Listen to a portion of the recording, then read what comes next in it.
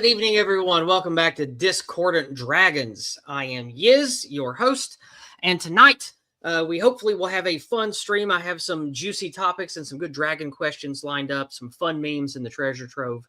Happy Easter to one and all. I know that most of you who follow me are Christians. I hope you had a wonderful Easter Sunday. I certainly did with my family and friends. It was a great time. I hope yours went well. And tonight we are blessed with a wonderful Old Glory Club guest. My good friend, Mr. Not Me, Not You. Welcome to the stream, sir. Thanks for having me back, Yiz. It's great to be here. Happy Easter Monday. Christ is risen. Christ is risen indeed. And Mr. Darcy back again for his second time.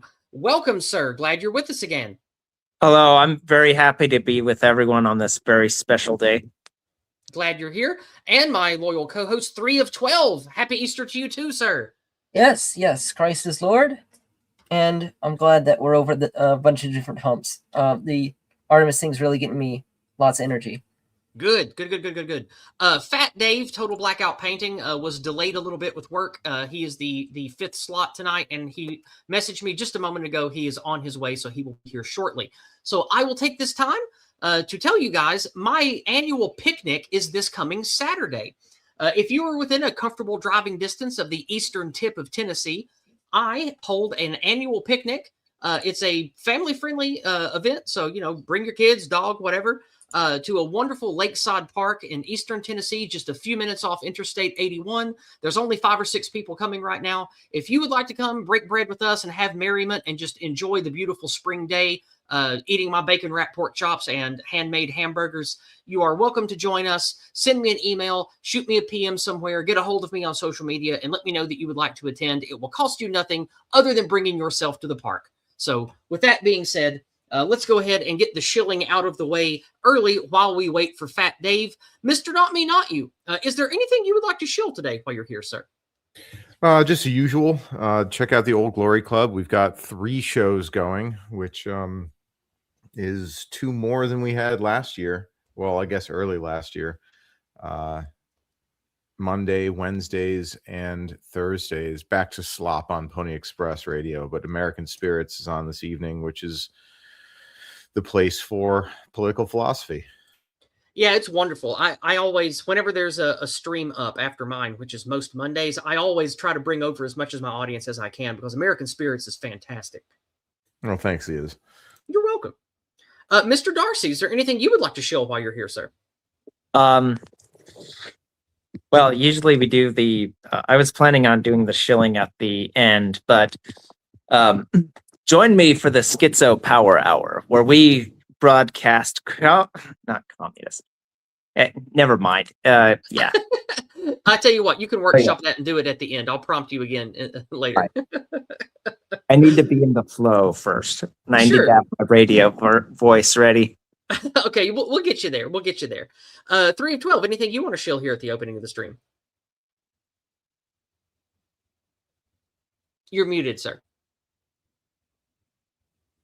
Yes, there's a I Am Jesus Christ game, and you should go play it. It's incredible. Really? Tell us about it. You play as Jesus Christ, and you go through many of his arcs, including sitting at the table, talking to people, and breaking bread, and doing miracles and shit. It's. Let me grab the link for that, and I will share. In fact, here's. There we go. It's on Steam right now. Yes, it is, and here's a video of Asmongold playing it. Well, feel free to throw it in the chat. I'm pretty sure you have a wrench. All right. I'm sharing the link to that video game right now. I don't know anything about it, but 3 of 12 endorses it. Okay. If we're shilling video games, I'd like to shill Ready or Not, which is a game where you play as a SWAT team and you have an opportunity to scratch names off of the Epstein checklist. Ooh, now that sounds up my alley. That sounds fun. Awesome. I'll check that out later. I love these kind of meta games. Buy you a copy if you want to play multiplayer on it. I'll consider that because I like FPSs anyway, and it looks like an FPS. And you got to be smart and tactical. You can't just rush in. You have to use real police tactic. Ooh, okay, that sounds fun. All right. Well, it doesn't look like Fat Dave is here quite yet. But I tell you what, Mr. Not Me Not You gets to be the party leader because he's the only OGC member here right now. Because you're not technically a member yet, 3 of 12, right? No, not yet. All right. When I get my life set up in Virginia, I will hop in. Yeah, we have lots of good OGC bros in Virginia. You'll have plenty of good friends once you get to working with them in Virginia. I know a lot of the guys in Virginia personally. Mm-hmm. Once Fat Dave gets here, he'll just have to jump in as he can. So the way it works, for those of you who may not know, I nominate a party leader each week. Why is that? Because it's the party leader's job to choose the dragon topic. And whoever chooses the topic is the first one who has to answer the question after we look at the article or watch the short video. And if the party leader chooses, he can decide to have a party member choose the dragon and therefore be the first one to answer the question. So let's go ahead and meet the dragons for the evening. The dragons tonight. The red dragon has Imagine. The green dragon has The Bimbo Scandal. The black dragon has Speak No Evil. The blue dragon has Inexcusable Pardon. And the white dragon has White Erasure Erasure. So, Mr. Not Me, Not You. Do you want to be the one to lead the party and choose the first dragon tonight, sir? Yeah, let me get in on this with both feet. I can't tell what most of these are going to be, except I think good. Inexcusable Pardon, I think is in my mind here. But let's go with the black dragon. Let's start with Speak No Evil. Okay, Speak No Evil. All right. I am pretty sure you chose the only video for tonight. Let me check my notes.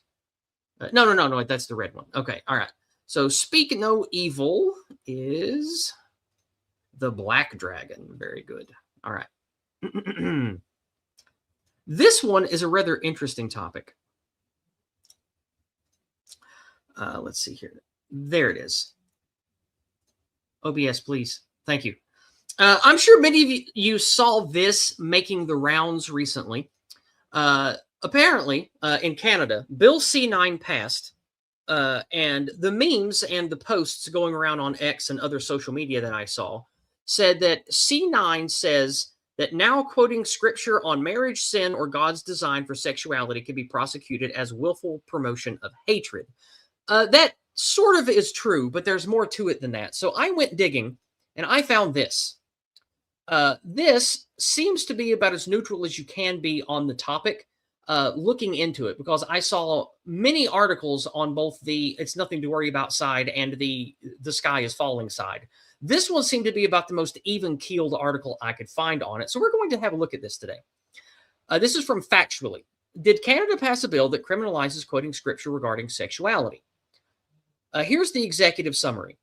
Bill C9, the Liberals' Combating Hate Act, as amended, cleared the House of Commons and contains language that removes a long-standing good faith religious defense in Canada's hate speech provisions, prompting warnings that quoting scripture about sexuality could be exposed to criminal prosecution. The government and its supporters insist the law will not criminalize legitimate religious expression and added clarifying language to that effect, and independent fact checks say fears of mass prosecutions are exaggerated but legally unsettled. Now, what actually changed? This is the important part. What was actually taken out? Parliament voted to pass it. Oh, wait, no, we just read that. That was the opener. Government assurances and legislative safeguards. The Justice Ministry and Parliamentary Secretary inserted a "for greater certainty" clause during committee proceedings intended to make clear the legitimate religious expression and quoting sacred texts in good faith are not the target of the law, and ministers publicly asserted the amendment will not prevent religious leaders from reading those texts or criminalizing faith itself. Those assurances are a central part of the government's defense against accusations that the bill is an assault on religion. Supporters framed the amendment as tightening tools against genuinely hateful conduct, not ordinary preaching or theological arguments. 3. Independent fact checkers, and civil liberties warnings. These independent fact checkers have pushed back on social media claims that the bill means anyone who quotes the Bible will be jailed, noting that the charge removes one statutory defense but does not automatically redefine what constitutes public incitement of hatred under the criminal code, a relatively narrow offense judged against thresholds like likelihood of a breach of peace. At the same time, civil liberties groups and some legal experts say the repeal raises real risks of chilling effect and that whether ordinary religious speech becomes prosecutable will depend on future policing, discretion, and court rulings, leaving the claim space both legally credible and unsettled. 4. How the debate is being framed politically in the media, we've already talked about. Here's the bottom line. Has Canada passed a law that criminalizes quoting scripture about sexuality? Formally, Parliament passed legislation that removes a specific statutory religious defense from hate speech provisions, which critics warn could be used to prosecute scripture-based statements about sexuality. However, government amendments and public assurances say the bill is not intended to criminalize reading or quoting sacred texts. Independent fact checks argue that blanket claims of imminent mass arrests are misleading, and the ultimate boundary will be set case by prosecutors and courts. And therefore, it is accurate to say the legal change heightens risk and uncertainty, but does not by itself categorically criminalize all quoting of scripture on sexuality. So, let's see what the Black Dragon has to say. The Black with us tonight is the same psionic dragon who visited us a few months ago, and he's glad to be back. There's always more to the story than on the surface for politics and social media grifting. So he wanted us to take a look at this article and then consider his question, which is this, and it comes to you first, not me, not you. If this slight change in legislation isn't specifically for furthering the oppression of white Christian Canadians, what else could it be? I mean, that's a pretty straightforward question, and I think the answer is also pretty straightforward. It isn't anything else. Burma and Singapore are both very multicultural societies, and I don't mean they're a hodgepodge of all of the teeming biomass from the third world like Canada and the United States, like Canada has become and the United States is becoming.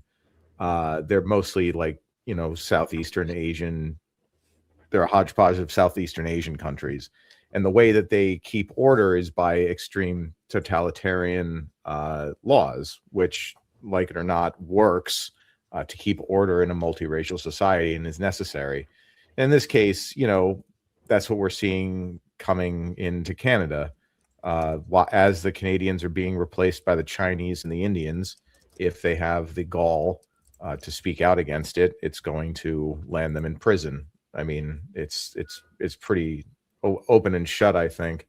But I think in this particular case, it's interesting that they decided to add they are relying on the 1990 decision in their Supreme Court for what the definition of hatred is, which is an emotion of intense and extreme nature that is clearly associated with vilification and detestation. So if somebody's speaking out because the Indians are, loading their rivers with refuse, and they say this is what India looks like now our rivers look like this, this is going to be used to put them in prison. Yeah.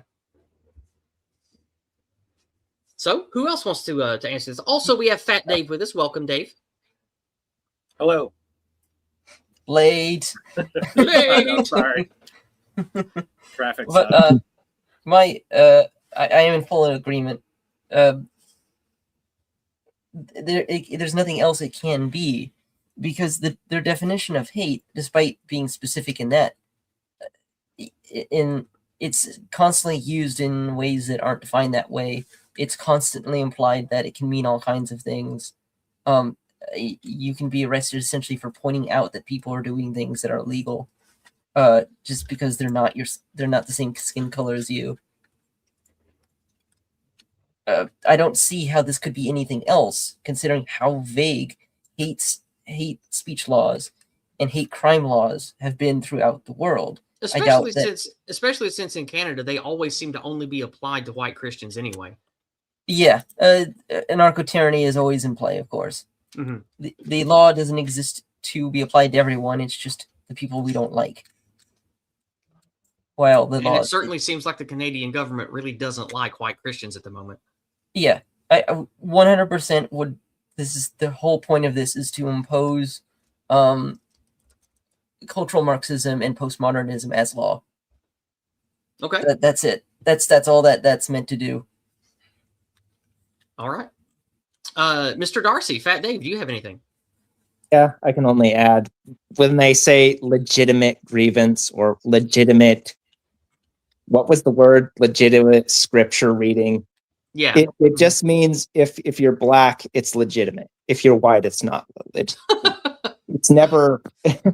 Yeah, Although- none of these laws are applied to anyone except for us. And by Yeah. the way, it's because of our race, not our religion. Although You can't it hide does, this by becoming Buddhist or worshiping Kali. You know, they hate you regardless. although That it does does often get seem to be the case, doesn't it? it does get applied to other races if they're saying the wrong thing. True. Like, Like, if there was a pro-white Korean man, he would probably get the same hammer as well. They might. Yeah, Afro Man comes to mind. What happened to Afro Man? Yeah, I don't know that story. get- What is that? Oh, Oh God, that's such a good story. Go ahead, 3. oh, you want to talk about it, Dave? Because I've spoken enough. Yeah, so Afro Man, someone sent an anonymous tip to the fucking cops, and they raided his house. Oh, I remember that. Yeah. Okay. Go ahead. Go Yeah. ahead. Yeah. They knocked down he had a nice gate, and they knocked down his door, and then they raided his house, and they took like $5,400 worth of cash and all this stuff. And then they disconnected his video cameras because he had security cameras, and they disconnected them like halfway through the raid, but he had already had a bunch of footage. And so then he put out a shit ton of songs, like 5 or 6 songs, just making fun of the cops. And they sued him for defamation because of it. And he just won. But Good. Good. yeah. But like all he asked for was like an apology and for them to fix his door. And they were like, no, fuck you. We're not going to do that. And so then he made a bunch of songs making fun of them and Wow. made, you know. Yep, and the case ended up contributing significantly to free speech precedent as well as qualified immunity. So huge. Yeah. I never expected that someone like Afro Man would be the one who eventually shatters that. Right. The lemon pound cake. That's the song. Wait, Lemon- you said they Yeah. overturned qualified immunity? Well, yeah, that was part of what they claimed in the case, as well as the fact that basically they thought they could do whatever they wanted and that they wouldn't have to pay for damages or be suspect to the fact that they just raided his house without a warrant. What state was this in? No, they Oh, did fuck. have a warrant. They did? It was, yeah, they Oh, did. That's even worse because then the judge is in on it. I kind of think it was Iowa. Christ, it was some weird Midwestern state. So it was overturned in his favor. That doesn't contradict what I said about the law only being applied to white people. Yeah, it's very often the case that kid gloves come on when it comes to dealing with non-whites, and If that guy was whenever white, would he have won his case? I doubt it. yeah, same. It was in Ohio. Ohio, it was in Ohio, that's what it okay. was, yeah.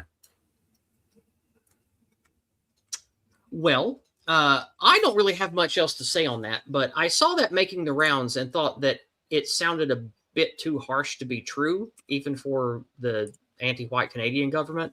And looking into it, it doesn't really seem like much changed about the law because they're already prosecuting people anyway for all of the usual reasons. And it has a very anti-white, anti-Christian bias already. So I don't really understand what the point is other than just pleasing the shit-lib anti-white base of saying, oh, look what we've done. And the end result will be the same anyway. If evil shitbag anti-whites are in power, they're going to do that no matter what the law says anyway. So I don't think this really changes much. Yeah, it's actually interesting. I had a bit of a a heated exchange with my grandmother during Easter because she said something about how Indians were great and British people were stupid and terrible, and I disagreed with her. And then like everyone kind of jumped on me, like you can't make blanket statements like that. And I said I was She can. responding. Yeah, exactly. I was responding to a blanket statement. And then I said some things about Indians that were true. That kind of floored my grandmother because she's never been on Twitter and she's never seen Indians. And it's funny to me because her father was Canadian and Canada is being overrun by Indians right now. Mm-hmm. Like, yeah, she has no freaking. Hey, we have a new listener in chat. Good to see you, Auden Manuson. Good to see you. Glad you're here. Hope you enjoy the stream, my friend. Oh, by the way, if you're listening, Chanel, hey, shout out. She's just this girl I met yesterday, told about the stream. She said, "Oh, cool. Well, hello to you too." And asked me to shout her out if if I remember. Well, hey, glad you remembered. So, in closing on this one, I don't really have much else to say. I just wanted to point out that, be careful with all the slop that's out there. Always do your own homework. Always look into it. And also always remember, if evil people are in charge, they'll use the law however they want anyway. And oftentimes the language doesn't matter. So just keep that in mind. All right.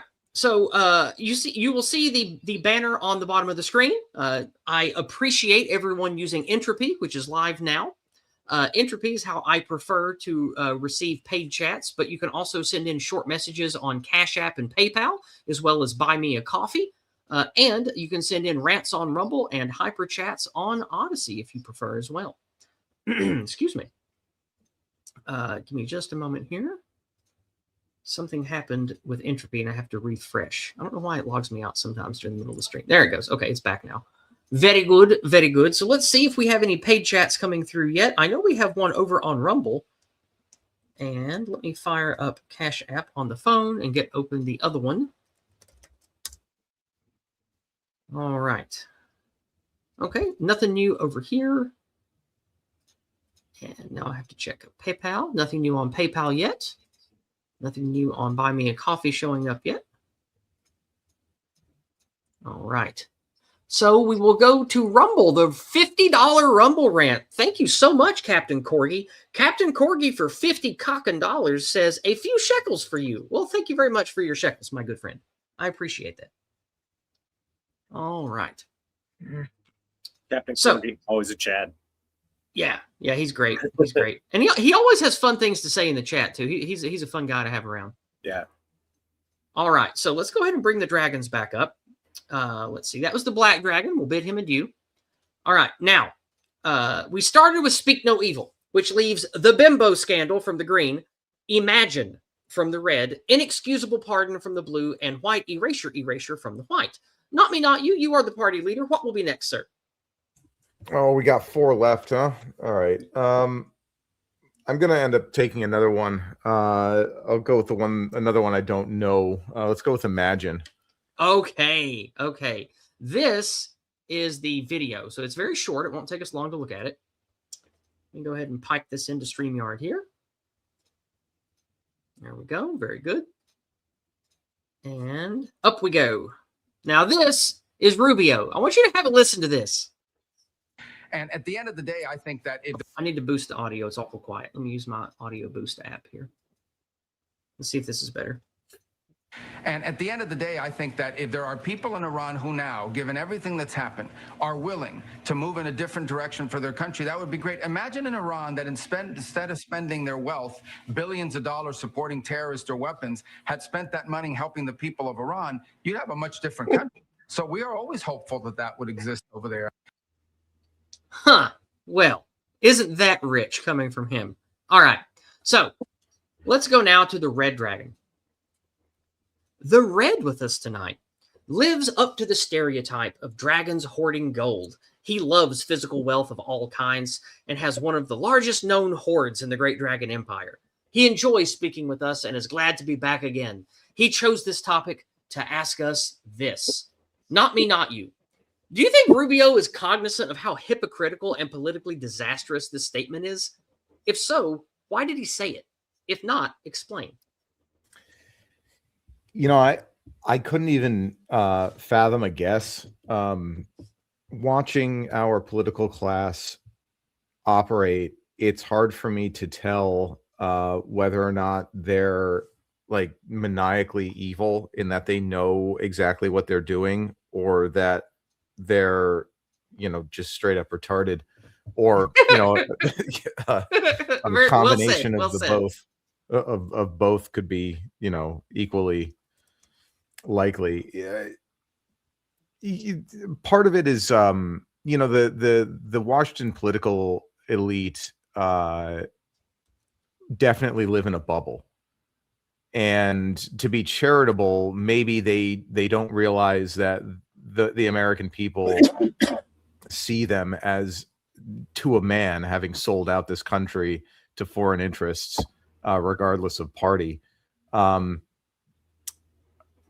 Maybe Rubio is cynical, and he does believe that the majority of people who are going to vote for Republicans really do just watch Fox News and, you know, are still the just the rah America's great, our politicians are doing a great job. But yeah, I don't think Rubio's going for a 2028 run, so I don't think it matters to him whether or not it's seen as hypocritical. He's just doing what the wall kissers say, you think? Well, I mean, Rubio is a Zionist, so, you know, yeah. I mean, the whole. I mean, I'm sure that there are people in the administration who aren't completely like captured and beholden to Israel, but if they are, they're not the ones making the decisions. So Clearly, yeah, it's they're just doing what the wall kissers say, and there's like that. I think there's no arguing that now, that, you know, this whole Iran conflict is very obviously at the behest of Israel. It doesn't benefit the American people. The people saying that this is somehow is a strike against China, I think, are deluding themselves. And, you know, I could elaborate on that, but it's rather beside the point. sure. So, same question to the rest of you. What do you think about Rubio? Sadly, I think he has the same sort of double think that so many others, at least his age, do. Isn't Rubio a Cuban or some shit? Yes. Yeah. I don't know. Like, I don't know. He's on the list of people I would kick out of this country if I could. So I don't expect him to have. I would kick out every Zionist, regardless of race or religion, if it was up to me. Of course. Go be a Zionist somewhere else. There's the door. Whoop. Right. But, I don't know. Like, talks with my parents and my grandmother. You know, they all think that, you know, Iran's the devil, and they would probably be like, "Oh yeah, they really should have been keeping that." They don't talk like that, but you know, but like they would say, "Yeah, Iran should have just kept to its own business and not supported its war machine or whatever." Yeah, they will believe that sort of crap. I guess that's all. Okay. Anything else to add from perhaps Dave or 3 of 12? I think I'll jump in. Go ahead. Let's say I think he's a true believer, right? Like, I think Rubio. First off, I don't think he's like the most intelligent guy that's ever been in that position. Not to say that he's like totally retarded, because they don't, you know, like, not retarded people don't get that high up in the government. I think he's and Ardent has put it previously in a very good way. He's low cunning, like a lot of these guys are. Yeah, a lot of bureaucrats are like that. Yeah, I think that because that boomer slop is what got him elected over and over again into Congress, running on that boomer slop. And so sticking with the boomer slop narrative of our greatest ally bullshit is kind of ingrained into him. And really, it's kind of the most politically expedient thing for him to say while he's part of the administration that is fully enamored in the fucking boomer slop. Yeah. So, Sorry. I was just going to add real you're good. quick. He literally believes this war is going to bring Jesus back. So, yeah. He seems the type. Yeah. Yeah. Like that's why, like, I have this joke I keep saying anytime someone says, "Oh, we've burned through our entire stockpile of missiles and blah blah blah," and I was just like, I don't know what to do. I was expecting Jesus to have come back by now. I don't know what the plan is. We're nearly out of missiles. Where's Jesus? Yeah. I mean, there has been reports of people in the military talking like their commanders are talking in kind of very biblical and apocalyptic terms, and so I fully believe. Yeah, I believe that that's what a lot of the Zionists believe. Obviously, I mean, so most of the Zionists believe, and that's, like I said, the most popular narrative of the boomer slop that people have been sucking down. It's the Fox News narrative. It's just that mainstream bullshit narrative. The wicked shall burn in hell fire sin, that we shall reign from the heavens. Yeah. I'm so sick of that shit. I've heard that shit my whole life in America. I hate it. Same. Literal hell in This fire. whole Judeo-Christian bullshit, man. It's disgusting. Like half the people that I know were raised on that crap. It's awful. Yeah. I mean, I certainly have my same irritations with the evangelical Judeo-Christian shit. I never really perceived Marco Rubio as one of those people until now. So that's kind of fueled a lot of confusion for me, because I'm like, wait, why is he suddenly dropping the ball? He was so consistent up until now, and if it's true that he really is one of those Zionist people, then I'd have to drop him too. Well, when I say apparently, I think that Rubio is just a political mercenary. He's just a career bureaucrat. I think he will say whatever power tells him to say when they give him a good job. And that's how, unfortunately, politics works. And the people with power and money, all the stars have aligned. They have Trump. They have all the things going. They've got, the what is it? The Department of War now is what it's called, with old Hegseth. Like, these people, whether they are true believers, psycho-Zionist nutbags or not, people like Rubio will go along with it and say the crazy Zionist Jesus is coming if we blow up Iran shit, because that's his job now. And he'll just do it and say it. So I don't necessarily think he is a true believer. I just think he talks like it now. That's what I think about Rubio. Yeah, I'm slightly less cynical, but it is definitely true that Trump has surrounded himself with people who are not, say, not true believers in America. I mean, you got Mike Huckabee, you've got Ted Cruz, you've got Mark Levin, and the fact that Trump has backed them up has been very disappointing, considering they are just complete nutbags for Israel. I'm still on the fence about Rubio being the same type of person. I don't really see it yet. If you want to, Mike, if you think that I'm wrong, then sure. But I won't I won't slur you for it. This is why we have this panel. I find it refreshing that we can actually have this sort of discussion and compare notes on what we've seen, because I mean, compared to what the sort of discourse has been on Twitter with this, where people just throw mirror memes at each other, this has been a lot more productive. All right.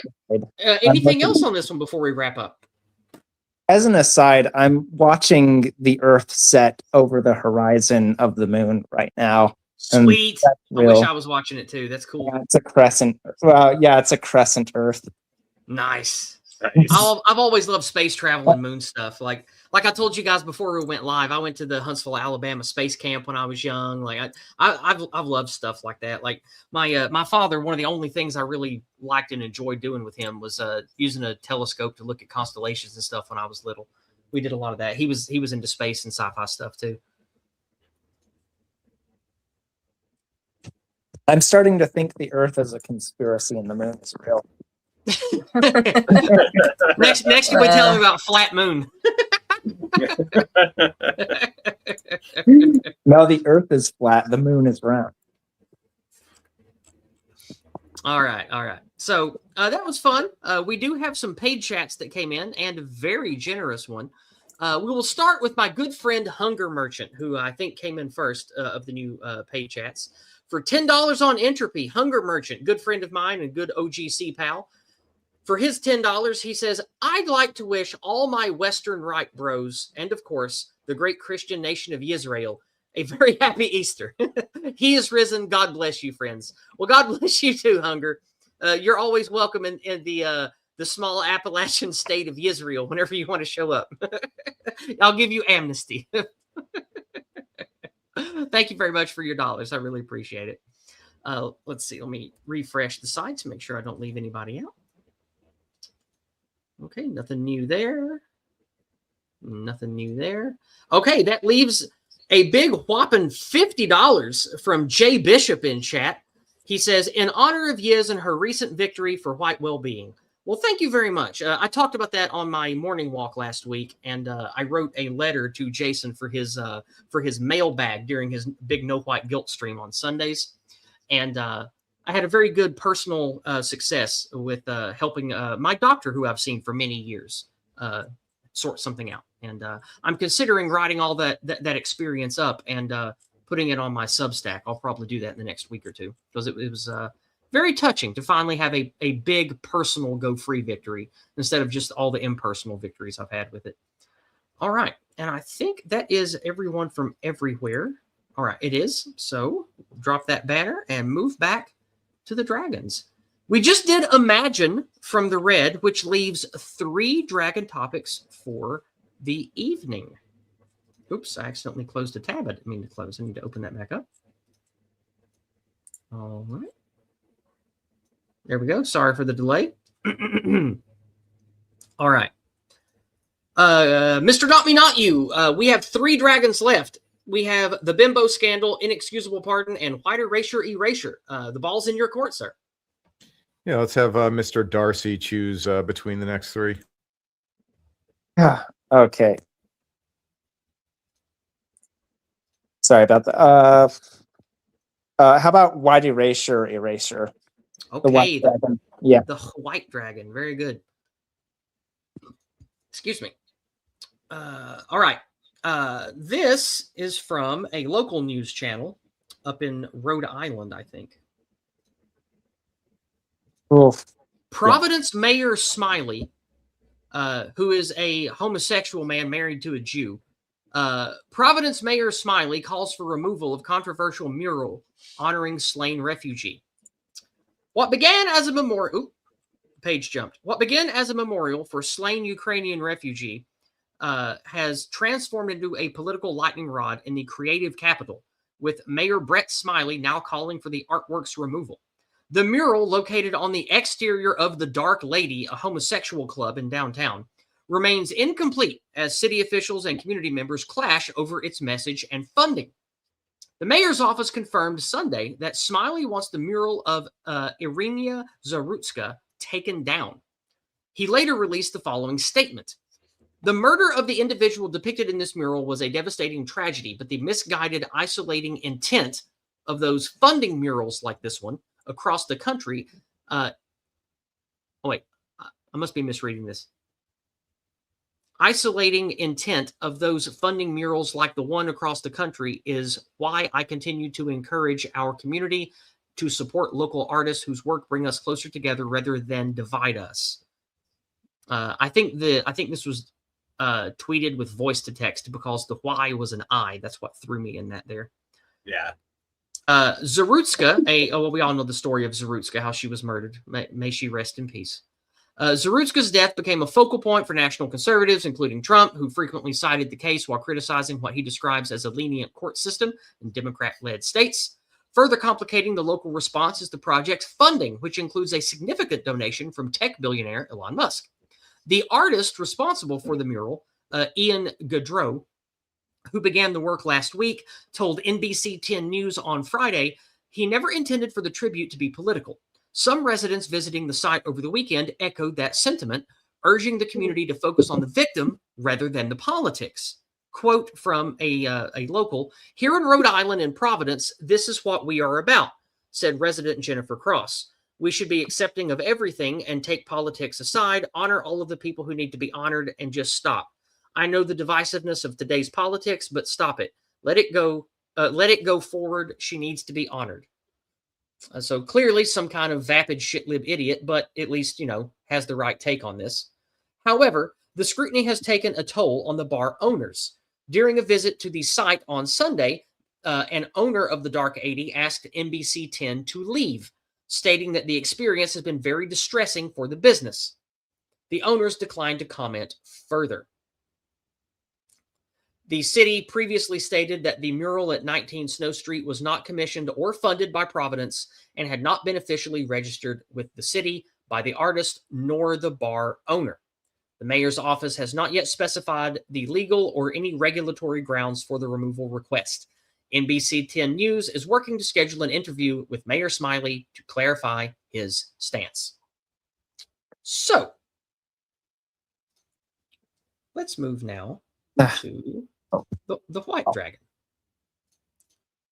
The white with us tonight is an adjudicator, meaning he is a mix of judge and law enforcement in his clan's domain. He is used to settling complex legal disputes as well as dispensing financial or punitive corrections when necessary.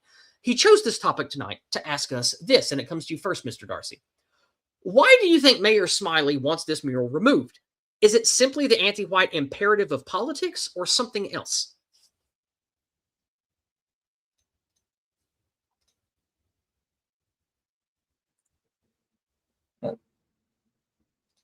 You're muted, homie. Hello? Yeah, I think you're muted. He said in that interview that I actually did watch, he wants people to feel safe, of course, just not white women. Right. The thing about this is that people don't realize that it's every day. Like every day I turn on Twitter and I see a new white person being victimized similarly every day. And so we hold up someone like Ada Zarutska or any other name, and people think, well, that's just one case that you're exploiting for political reasons. It has to be put out that it's every day. It's all over. Yeah. I see it on my feed every day too. It's non-whites terrorizing whites, abusing us, and there's never any justice. Just this morning, again, on a freaking subway car, I saw just a girl sitting in the corner by herself, and this huge black dude just starts wailing the shit out of her. Sorry for using swear words, but we do need to have a message that it's every day. And black people will even say that while they're being arrested. Every day, it's black people getting shot by police for no reason every single day. I'm no reason. And this is justified because it's every day. It's actually happening to us. And statistics, by the way, show that if you're white, you're much more likely to be shot by police than if you're black, despite the fact that we are far less likely to resist arrest. Mm-hmm. Yeah, that means that.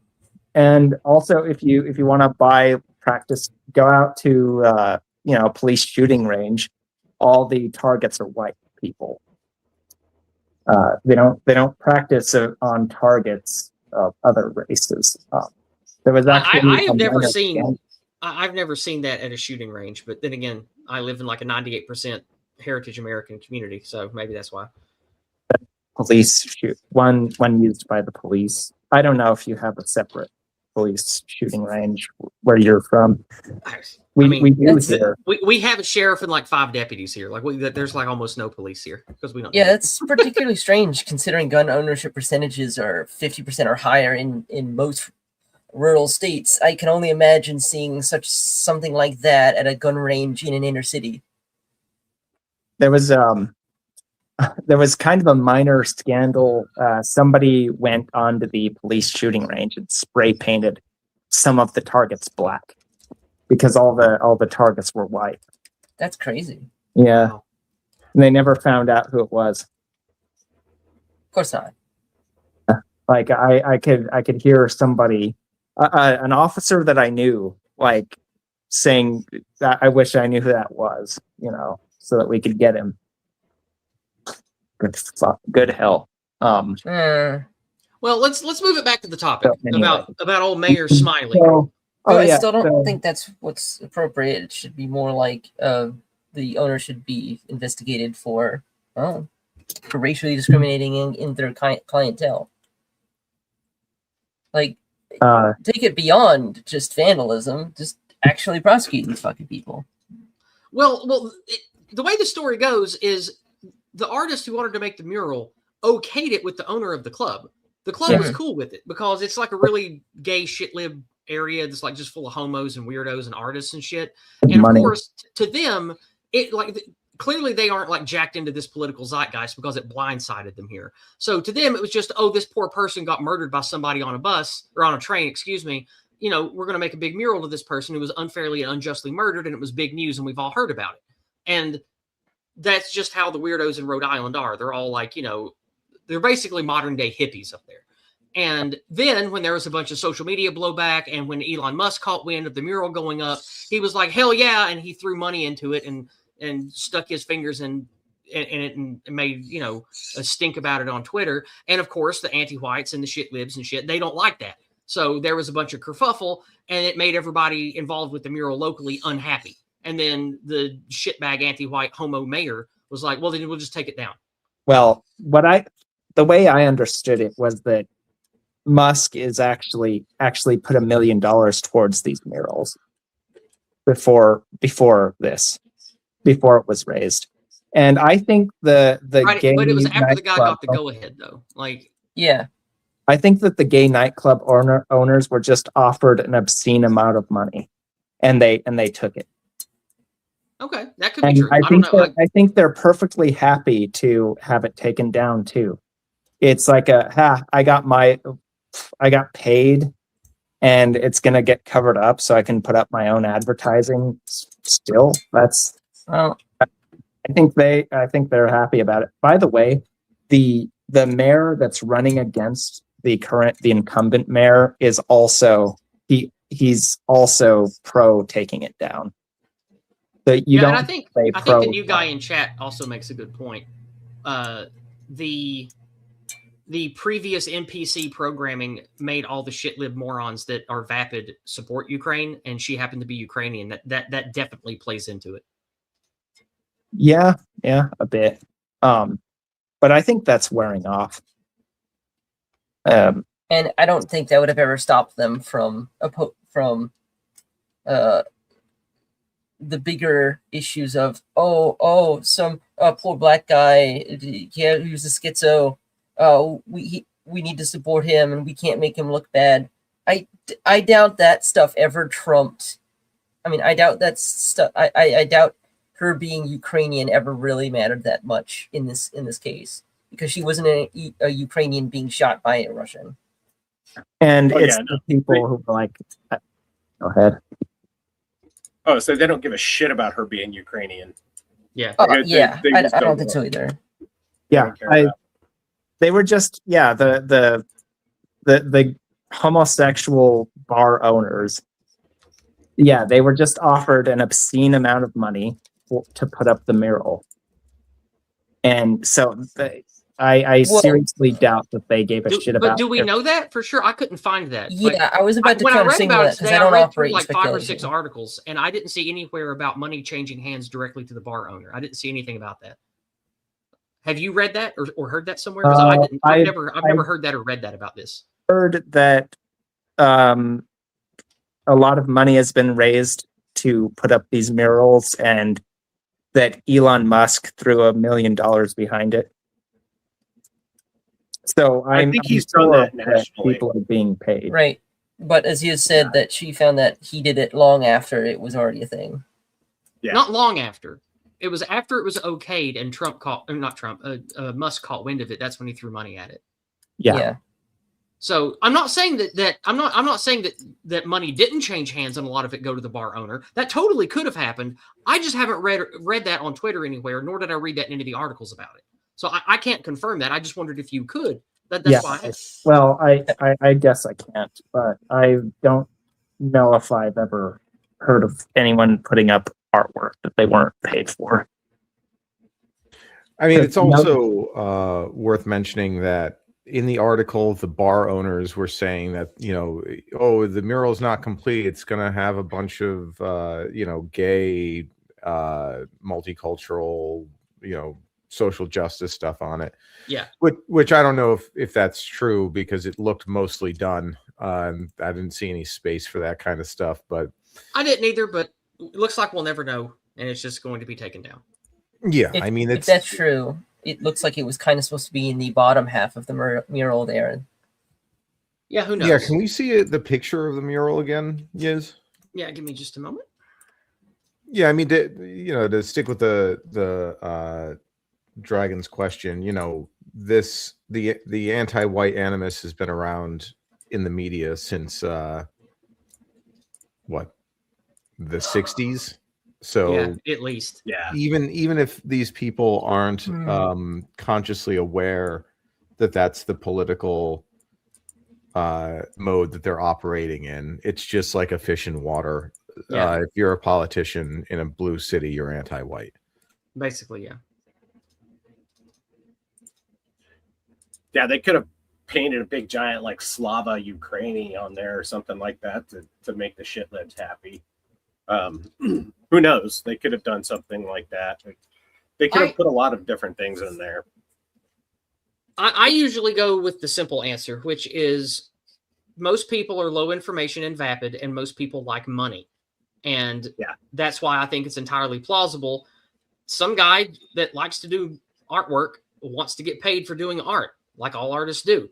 And, he was like, hey, there's a bunch of people that are talking about this on social media. What if I make a big mural? Maybe I can get somebody to fund it. And then Elon Musk caught wind of it and threw a bunch of money at him. And, the vapid homos that are like most normies and vapid, they're like, oh, hey, yeah, do that. And maybe money changed hands, maybe not. But usually in cases like this, I don't suspect anything like clandestine or weird. It's usually just the normal MO of people doing people stuff. And then when it blows up on social media and there's kerfuffle, they just don't want to be involved and want to brush it under the rug because normies don't want that kind of attention or problems. Right. Well, one thing I heard was that the mayor actually went to the owners of the bar and pressured them to have the guy stop doing it, because like the bar owners thought they were just supporting a local artist, because if the guy is local, he's not like from out of state or something. Correct. So yeah. They probably thought they were supporting a local artist, and then the mayor started putting pressure on them, and then I'm sure there was a whole campaign to harass them for it. I'm sure like BLM and every other one of those anti-white scumbags come out and start crying about how white supremacy or whatever lame shit they want to use for that day. Yeah. So it wasn't. I don't think that the bar did it absent pressure from an outside source. Yeah, I absolutely think it was the mayor's meddling. I definitly believe that. And it's just, but if you're a bar owner, what are you going to do?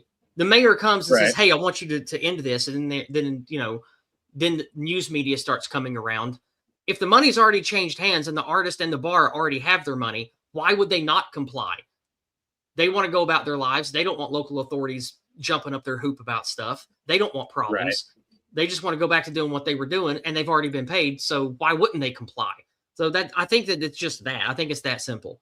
My question to the party was, why did the homo mayor want it taken down? And I think that's what we've covered. So that's Yeah. what I wanted to talk about was the why there. Another thing is that, well, not all homosexuals, but a lot of homosexuals don't like women very much. Don't like what? Don't like Women. women. We Yeah. don't know what kind of homo bar it was. It doesn't Right. necessarily mean it was just a gay dude bar. Like Right. we don't know. We don't know what kind of homo. I gotta club it is. repeat. Yeah, speculating doesn't help. Yeah, like we don't know. So, and I don't care to know. So, I think we've talked that one enough. So, we do have some paid chats to get to, starting with Ardent Party over on Entropy. Ardent Party for $3. Thank you, friend. Reminder, the anti-whites may pull down and deface the Arena Zarutska murals, but so far, God has been responsible for the most Floyd memorial damage. Remember when that lightning bolt blew up that one? That was great. Yeah. Good times. Good times. Yeah. All right. Moving over now to Cash App. Jay Bishop again from chat sends another $10 saying, I meant to send 60 total earlier, not 50. Here's another 10 into anti-whiteism. Well, yes. Thank you so much, sir. And I hope that we do. Jay All right. Bishop is a woman. Jay It's Bishop Julie. what? Jay Bishop is a woman. Oh. Yeah. Yeah. I'm very sorry, Miss Bishop. I did not know that.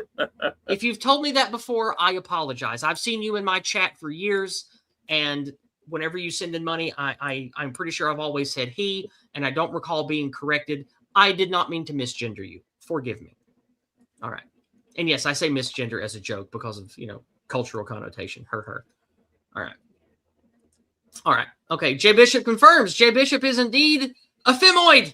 We have a femoid among us. Thank you, Jay Bishop. I love you too. Thank you for the money. All right. So let's drop the banner and move back now. Well, wait, I didn't check Buy Me a Coffee. I always forget that one. There we go.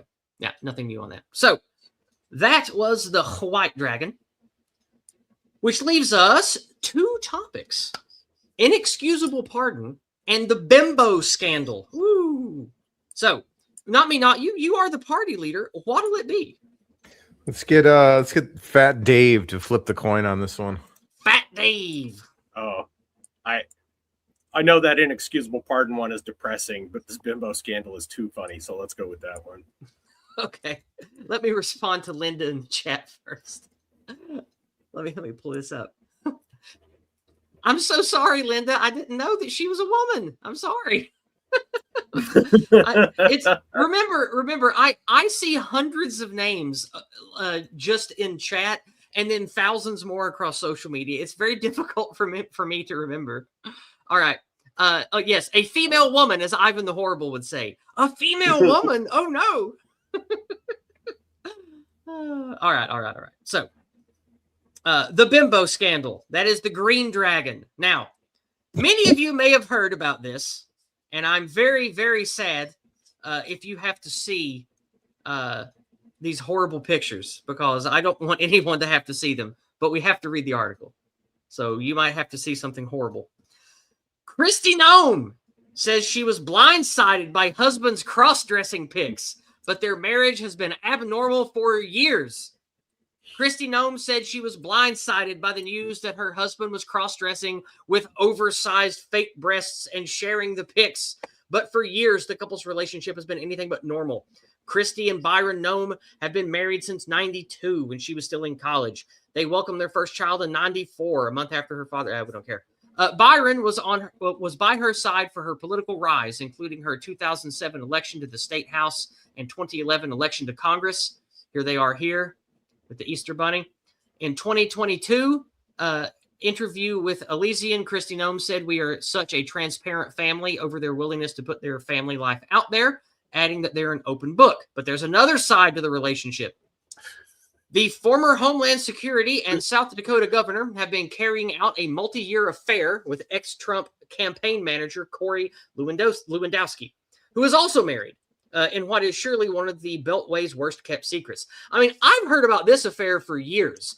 I've never talked about it because it's not worth talking about. Those bureaucrat monkeys in Washington crawl all over each other like gerbils. Just talking about who's having an affair with who is boring. Oh, The reports I've seen their kid. He has unusually long ears, so make of that way. The reports of Noam and Lewandowski's relationship have been floating around for a long time. We know here's a horrible picture of her unfortunate husband making a kissy face with his retarded fake boobs on.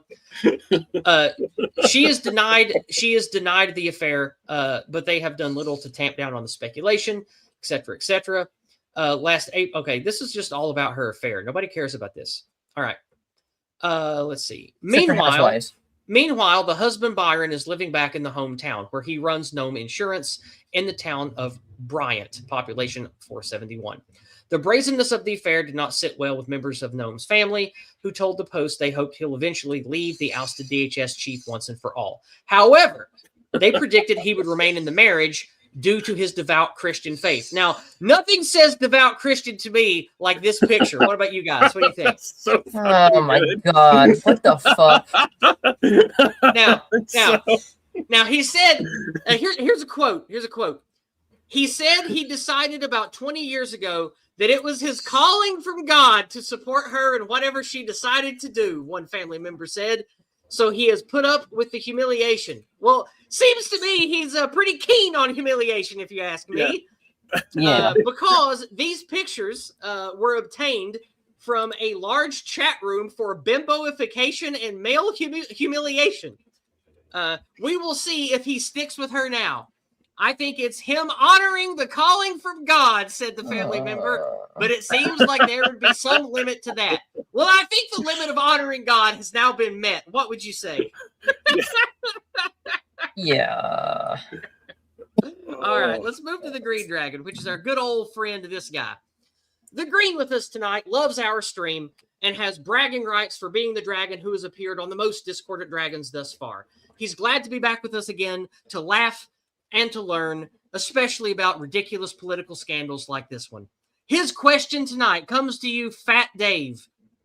Now, this is a serious question. We had some laughs, but now we're going to have a serious talk.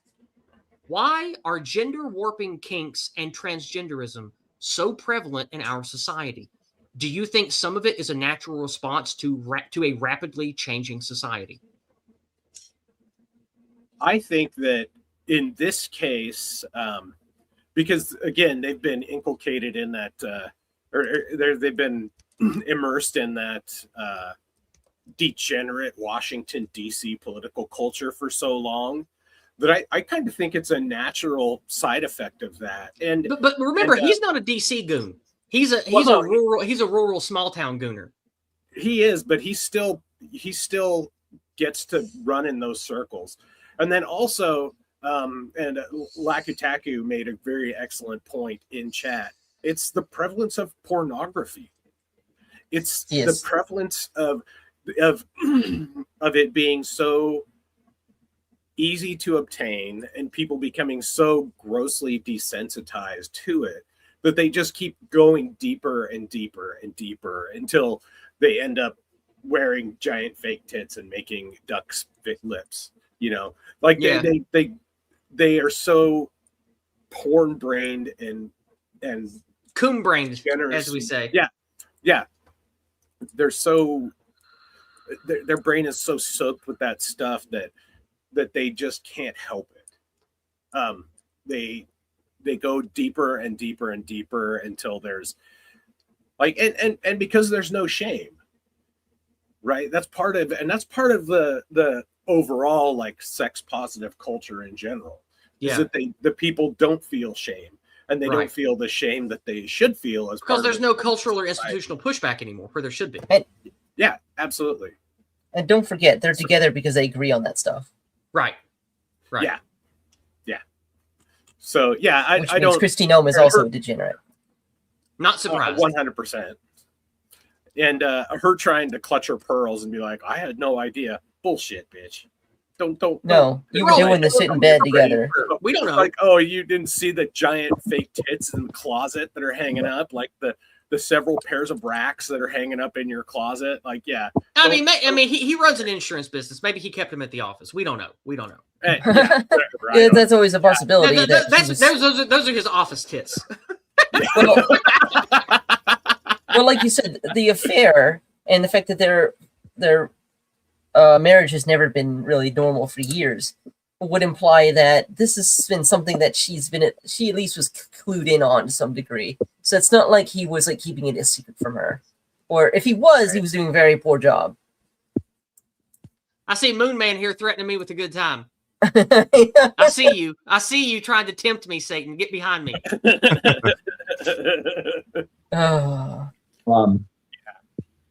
Yeah, I mean, you know, this question here, why is gender warping, kinks, and transgenderism so prevalent in our society? I mean, you know, if you want the base issue, it's the Jews, right? Like, Yeah. you know, Because it's always come from them, going all the way back to even before Weimar with Freud and shit. yeah, I mean, their whole thing of Tika Olam from the Talmud, where they see the world is fundamentally broken and that it's up to them to reshape it in their own image. Like, that's, you know, the authoritarian personality by you know, Adorno and Frankel and Levinson. Me and Newsfist did a deep dive on that for Empire of Lies. That's some sick, twisted, anti-white Jewish shit in that book. Yeah, and he identified that the way to dismantle the West and turn it communist, because he identified that it's the morality of Christianity that keeps us from descending into communism, is to attack us through eros, is to attack us through the sexual impulse. And lo and behold, you know, over the last 80 years, that's exactly what they've done. And so, you know, it's just part of the perversion. And, you know, we see it in our leadership class, because we're in a kakistocracy, right? Which is a Jewish word. It's rule by the least, by the lowest. Yep. It's rule by the least virtuous. So Leninism. You know, they're all sexual deviants. And, you know, Noam lying about saying that she had no idea that woman was gearing up to run for president in 28 and has been intentionally, you know, hampering the deportation efforts. So, like, you know, she's just one of them. I would just like to comment that this person needs his hard drive searched, because For real. anyone who's been to prison will tell you that people with that pedos always are like the biggest church enthusiasts. Yeah. They're the biggest Bible thumpers. Well, the Christian ones. I think most pedos are synagogue enthusiasts. Yeah. Yes, it is common for lots of pedophiles to use a cover in order to keep people from knowing about it, but it's not always true. Forgiveness. Yeah, I don't know if that's universal truth, but it is common. It's very common for a lot of those. I guarantee you that. I guarantee you the fake tits guy does have stuff on his hard drive. By the way, because he's let himself go. I literally just lost you when you showed me that picture. Ugh. Yeah, it's disgusting. Disgusts me. Because what's more concerning to me about this is that we found that conditioning of one's sexuality it's very easily done through pornography, through whatever you expose yourself to, and it's not limited to just sexuality. It's just whatever you're attracted to. Yeah. So you get curious about something, you look it up, and you start jorking it to it, and then all of a sudden you're like, wait a second, why do I even like this? Because you've been looking at it. You conditioned yourself, you fool. Yeah, that's how brain synapses make connections. This is like repetition and experience tied to emotional chemicals. So like that's how you form those things, and that's why I think that we have like. We all know about Jews and all that stuff, but like when you look at the actual Jewish mind poison, there's a reason why the owners, peddlers, pushers, distributors, etc. of all of this internet porn stuff, almost always Jewish. It's a big part of the every single time meme. Looking into who owns, distributes, and controls the massive tap of internet pornography. It's overwhelmingly Jewish and tied to Israeli or Rothschild money, like every time. Like go looking into it. Go look into it yourself. Don't take my word for it. I don't want you to take my word for it. Go look it up. Like Yeah. I didn't believe it when I first heard it, and then I went and looked into it. It's true. Yeah. It's disgusting. Yeah. So I would like to address the dragon's question, since gender fuckery and sexuality confusion is my wheelhouse, being the miscreant weirdo that I am. I have things to say about this.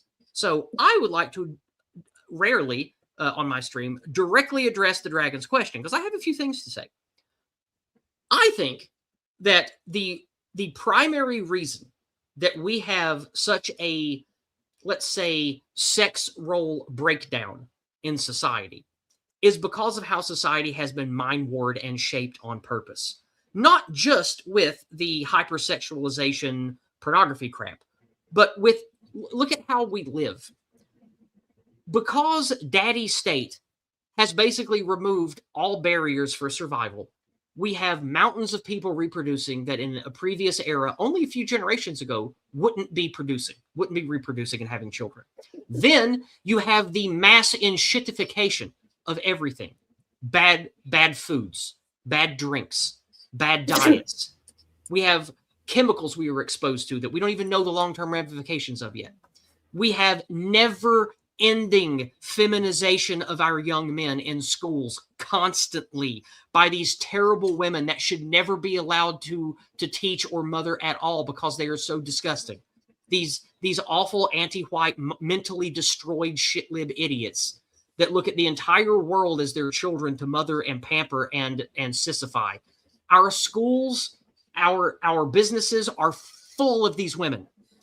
And now young men have had to contend with them and deal with them being taught by them in schools, shamed by them at work. Like, our entire civilization now is effeminate and sissified.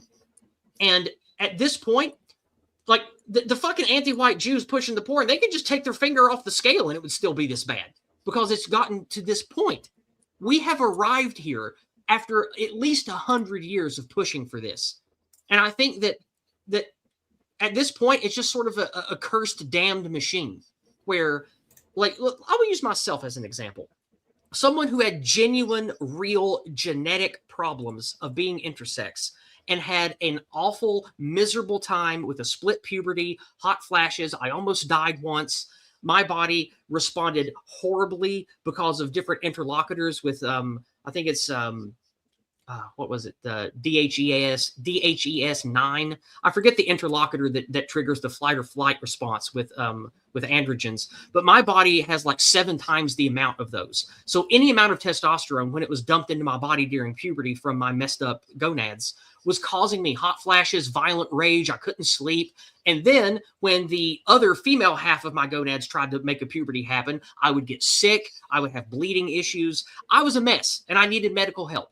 And because of that, and also being in the middle of nowhere in East Tennessee, my retarded, backwards, Judeo-Christian moron parents didn't know what to do other than pray for me and try to cast the evil girl demon out of their son to fix me. That fucked me up and warped me even further. I had a hell of a time trying to figure out who the fuck I was and who I was supposed to be, let alone trying to figure out who I was supposed to date or kiss or find attractive.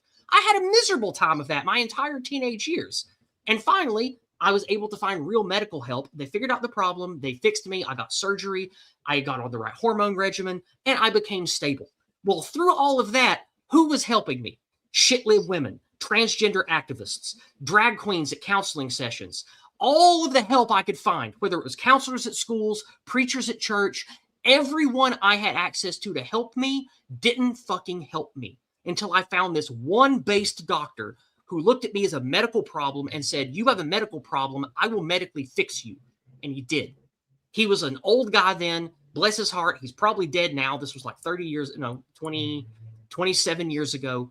He might be dead now. His business was certainly down. But him and his wife had a private practice, and their specialty was prenatal care for mutations, birth issues, fertility issues, and specifically intersex issues in both mothers and babies.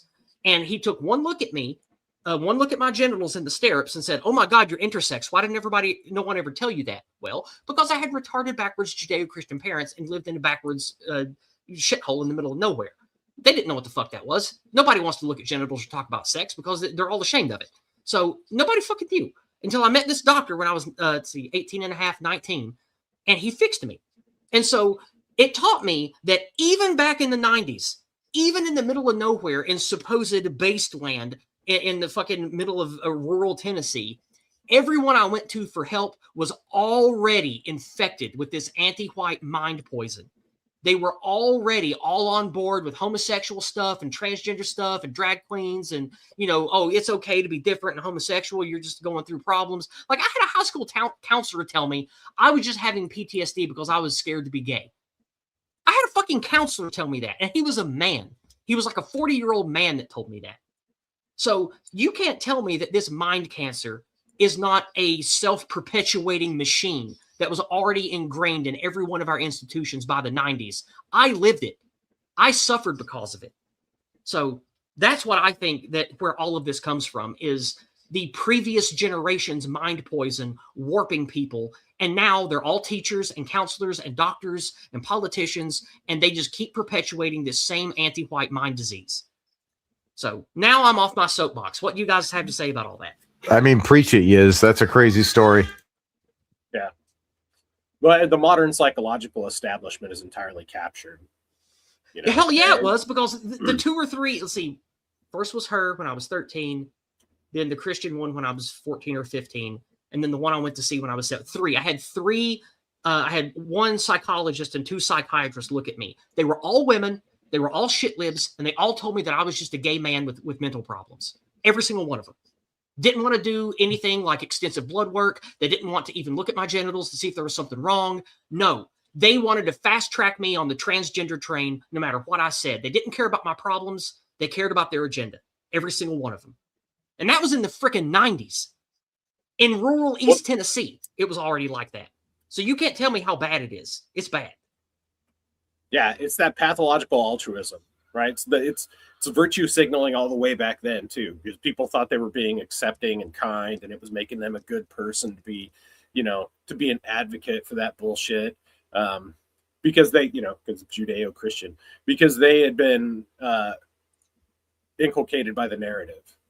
They've been sucked in by that anti-American, anti-white narrative. Indeed. And really, that's what it is. So, anyhow. I see some very kind, supportive comments in the chat. Thank you very much, ladies and gentlemen as well. Thank you very much. Jay Bishop, my blind side is stronger than the force. Well, I don't know about that, but I knew that there was something medically wrong with me, and I wasn't just some self-hating faggot. Like, I knew that I had a problem. Like I was having bleeding issues. I couldn't sleep. I was having snap rage for no reason, waking up ready to fight in the middle of the night. Like, there was something wrong with me, and none of these people helped. The doctors I went to, the counselors I went to, they didn't help. All they cared about was the message. Well, that's what happened with my youngest son's mom. Is that she started seeing a therapist, and then a little while later she cuts her tits off and starts going by they then. Oh, I know. Like there's somebody in my best friend husband guy's family. He has one, there's a black sheep in his family. It's just this retarded sister of his. She's drunk and drugs and been through like 5 husbands. One of her messed up kids is into that trans stuff now, and she got a double mastectomy, and it all broke our hearts. But what can you do? I mean, what can you do in this society we live in? We tried to help. We tried to speak sense to her, but nothing worked. Because why? She's surrounded by hundreds, if not thousands of people who are all saying, you go, girl, live your best life, destroy your body, destroy your future, all cheering her on. And so she's fucking transgendered, mutilated lunatic now. Ugh, I hate it. I hate this world we live in. It's disgusting. But to address Auden Manison's thing here, the type of intersex that I am is ovotestes, where the gonads are not testes and they're not ovaries. They're in a partially descended state where it's like a micro testes surrounded by an ovary. And the problem that causes you in development is it's like they fight to know which sex puberty to start, and it causes a lot of developmental problems. It's why I basically look like if you've ever seen me in person, I look sort of like I don't know, like a slightly masculine, tall girl who's 12. Like I never really had a finished puberty one way or the other. And I don't really look male or female. I look just kind of in between. So it's like being true intersex is rare. That's why all these transgender lunatics try to recruit us and use us for their poster children so they can point to medically legitimate things as an excuse for them to keep pushing their mind poison. I hate them. I want them all to die. Yes, I just want to tell you that you are beautiful in your own way. And I'm Well, thank you. I appreciate it. You've made it through so much of this, and I want the best for you, you know. Thank you. I appreciate that. And Big O's in the chat there. Yeah, I agree with you. I think 100 years ago, I would have received better medical care because people would have actually known there was something freaking wrong with me. Yeah, I agree. As long as you weren't in Germany. Stumbling. Oh, God. Stumbling, you ass. He said I didn't affirm hard enough. You ass. All right. Well, I'm off my soapbox. That was a good talk. Let me see if we had any paid chats come in here. Of course, he means Weimar Germany. Yeah, of course. Yeah. Just thought of Alex Jones, like, describing you. Patriot. Nationalist. Vampire. Yeah. Retard. A sad man. Really? To be honest, people, I'm kind of retarded. Oh, that's a good one, Ardent Party. Yeah, if I'd have been in Weimar, I would have been a famous cabaret act. Oh, God. Well, that's because I'm half woman, Bass. Like I'm XXY, and my Y battled for dominance with the X when I was a teenager, so I'm half woman. And yeah, miraculously, I ended up based. But I had pretty based family. They were just retarded Judeo-Christians, and unfortunately, that oftentimes comes with the territory of being otherwise based, which is a very unfortunate case. But it looks like we're starting to pull out of it, so very good. I don't even know what torch singing is, but I do sing pretty well. My singing voice sounds like, I don't know, like a 12-year-old boy. Like I don't sound very feminine when I sing, but I definitely have a light voice. Get that castrato going. Something like that. Stop it. That's my job. Yeah, I would like to think that I would like to think that I'm the reason why Ivan the Horrible talks about female women all the time, because he knows me. Yes, there's some sort of word that's unpronounceable.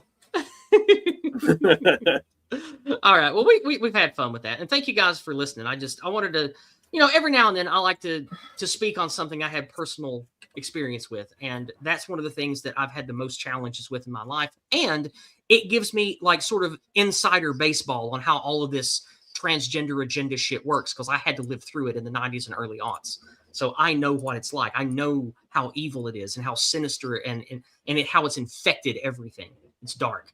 But anyway, speaking of dark, we have one dragon left, and it's not the black dragon. It's the blue dragon. Inexcusable Pardon is the last dragon of the evening, which means there's no choice in dragon, but there is a choice in who has to answer it first. And that falls to not me, not you. So what'll it be? Yeah, let's get a 3 of 12. Let's start with the Jews.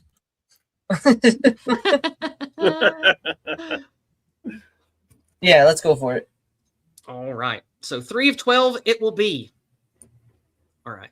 Oh, God. Oh, I went back to my articles and I saw the horrible tit picture again. That was a rough surprise. All right. All right. Anyway, Trump pardons a nursing home scoundrel who cheated and neglected Arkansans. This is from Arkansas Times. And this was making the rounds on Twitter. I'm sure everybody saw how Trump pardoned this disgusting shitbag Jew.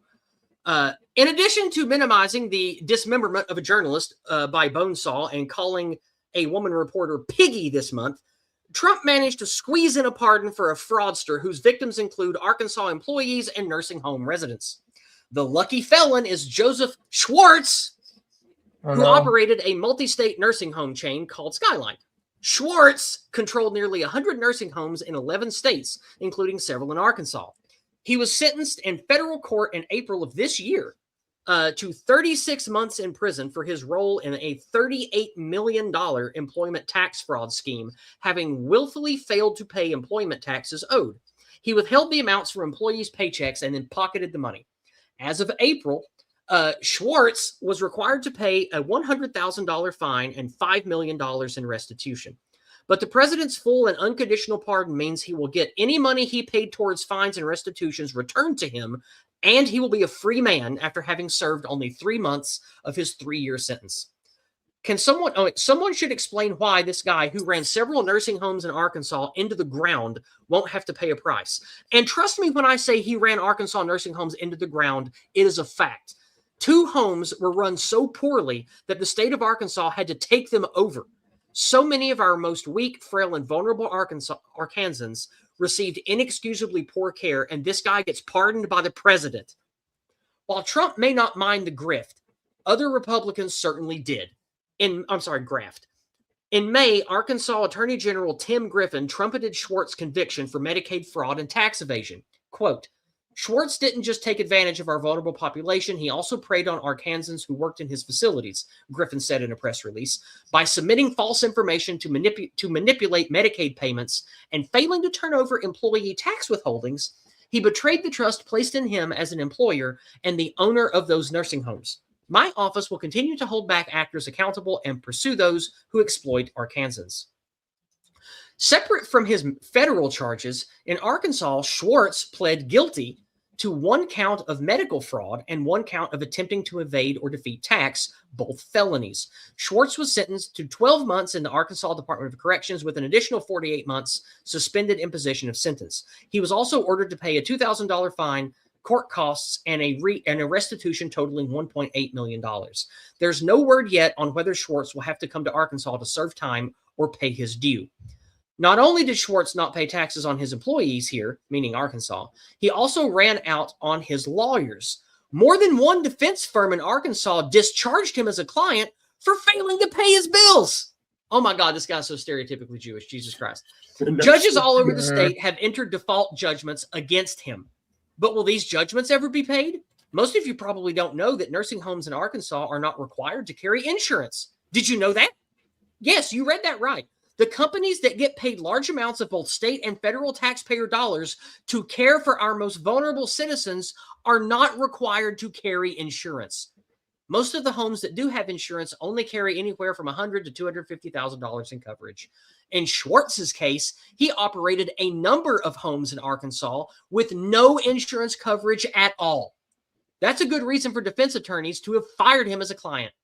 There was no coverage to pay their bills, let alone pay for the pain, suffering, and death in the Schwartz-controlled nursing homes. So unless someone is able to track down where Schwartz hid all this money, there's a slim to zero chance that these judgments will ever be paid.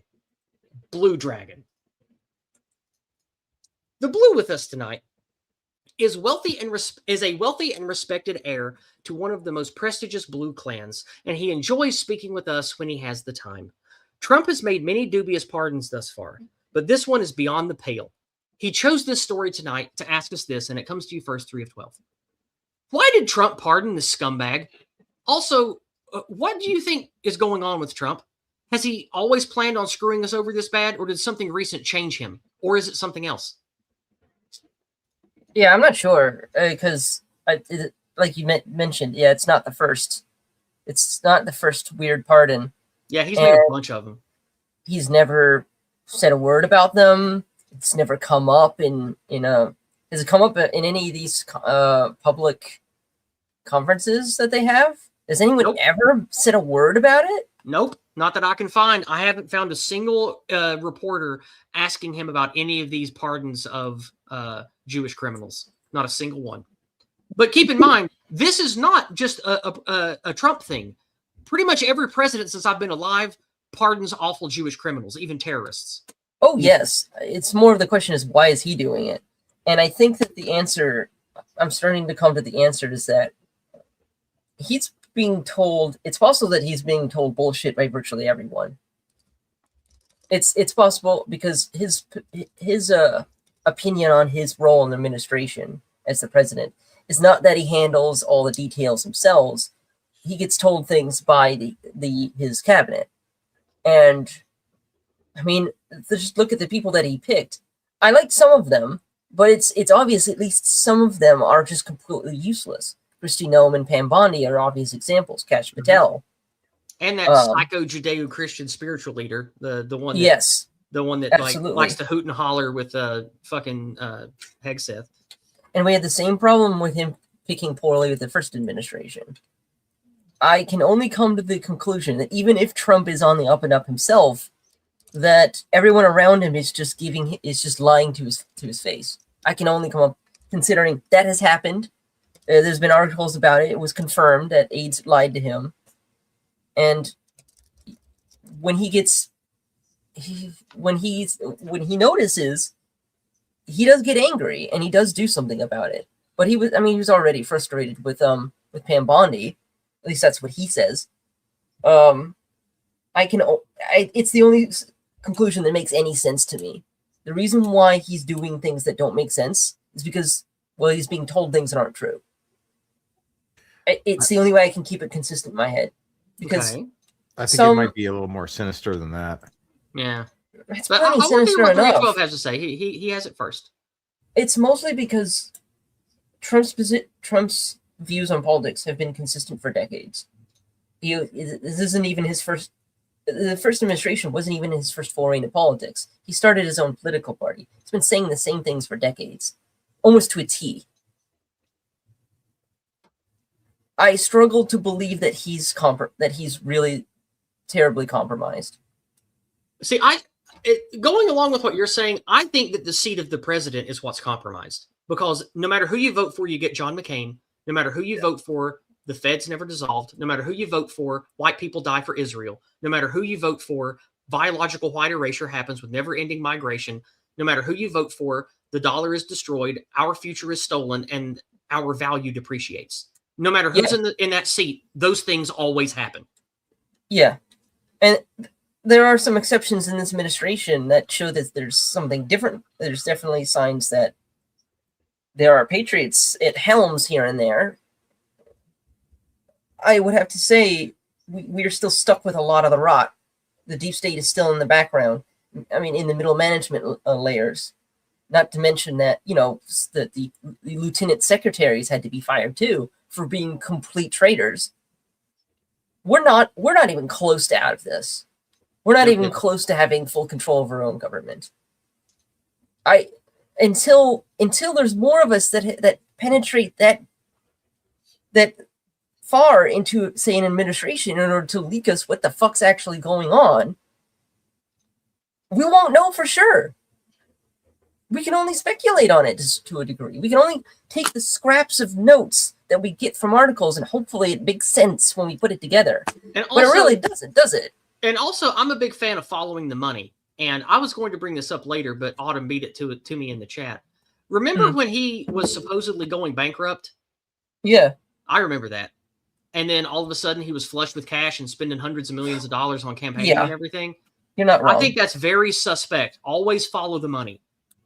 Yes, and the words of like the WEF still ring in my ears. When we penetrate the cabinets, we could control the young people. I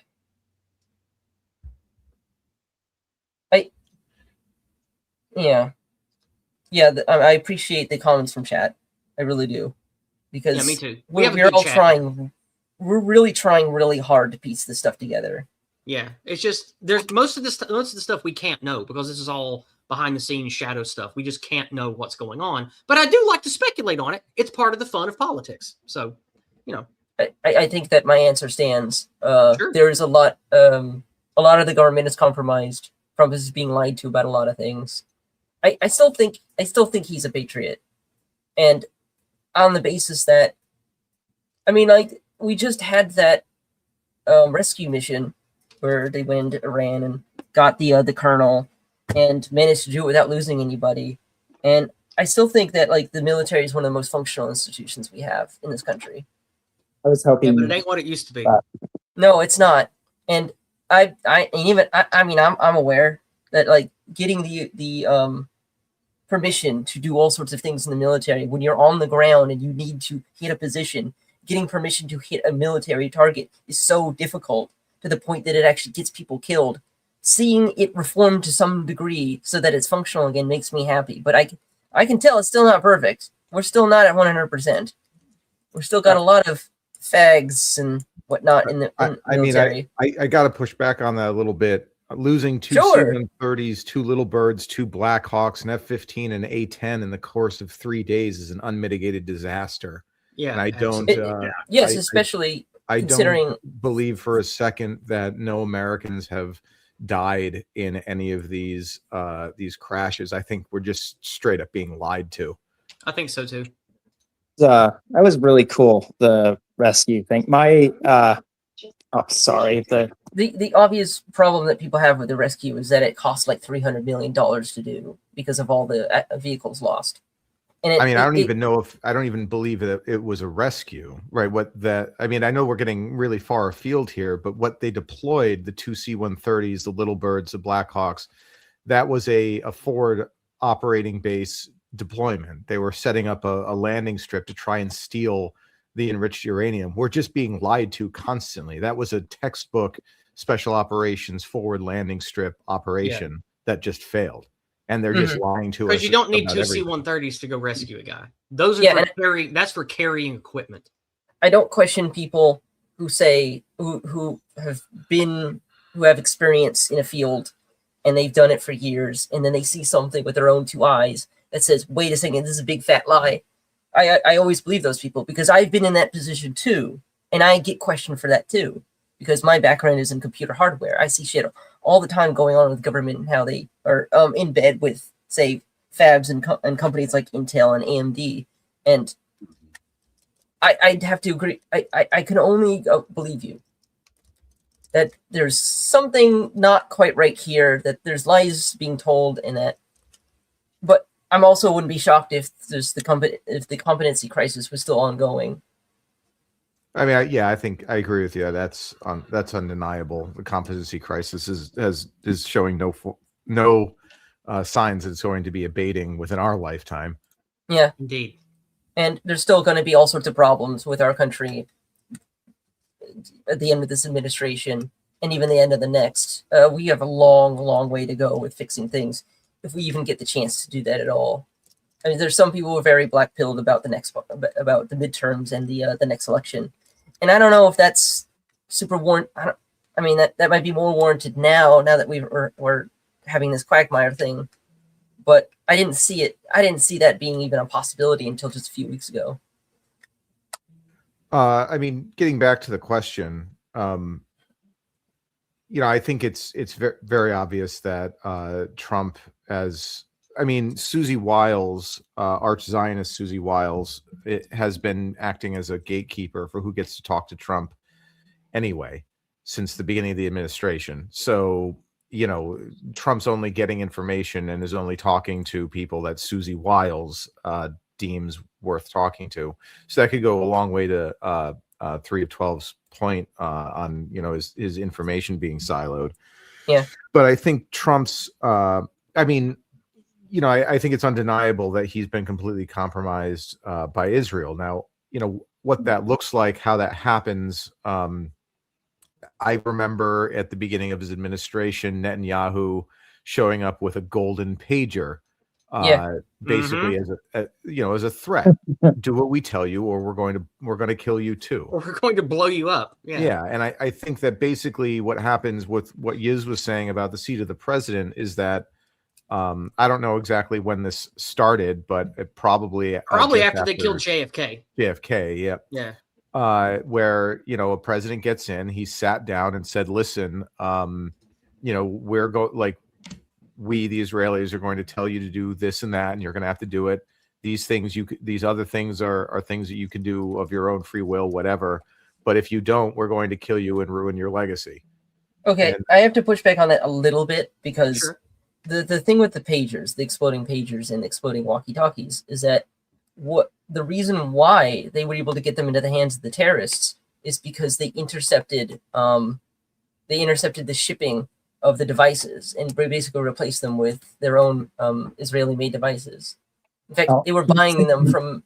They made the mistake of buying them from an Israeli source to start with. I don't know what the fuck they were thinking. Well, I mean, yeah. Well, I mean, be that as it may, presenting Trump with a golden pager, don't you think that's some kind of like public display of look who's really in charge here? Like, because that's what we all thought when it happened.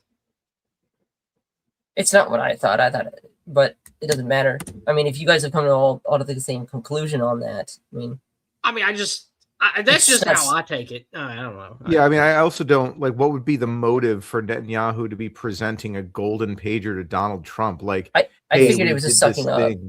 Like, that's what I always thought. I thought it was just stupid sucking up to the man with the ring. Why do you suck up to your underling? I just don't see it. Like seriously, pager. That's a threat. I mean, come on, 3. You keep saying this, but you don't present any evidence. I mean, my evidence again, there's no real evidence other than just look at when it happened and what happened before that. I don't know.